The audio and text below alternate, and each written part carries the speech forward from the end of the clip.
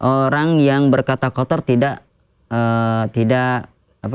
batal puasanya, akan tetapi pahalanya sia-sia. Puasanya sia-sia, tidak bernilai. Ya, bagaimana? Apakah ini menunjukkan kita tidak usah berpuasa saja? Karena memang ya buat apa kita berpuasa kalau memang puasa kita sudah sia-sia nilai puasanya. Masya Allah, ini pemahaman yang salah. Ketika saya katakan tadi bahwasanya orang yang berpuasa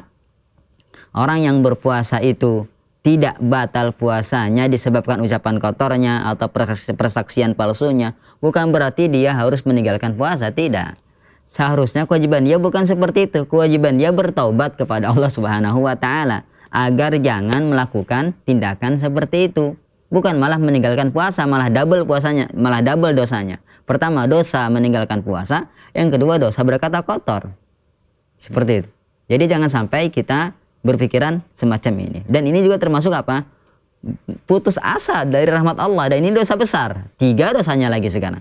Putus asa dari rahmat Allah Subhanahu wa ta'ala. Seharusnya kita introspeksi diri, ya bahwasanya perbuatan tersebut bisa menyebabkan nilai puasa kita itu akan rusak, akan terkurang puasa kita. Bukan berarti kita tidak usah puasa, bukan. Ini sebagai ancaman. Para ulama menyikapi hadis-hadis seperti ini sebagai bentuk apa? Ancaman agar kita jangan melakukan hal semacam itu. Kenapa Rasulullah mengancam ini? Kenapa Allah mengancam ini?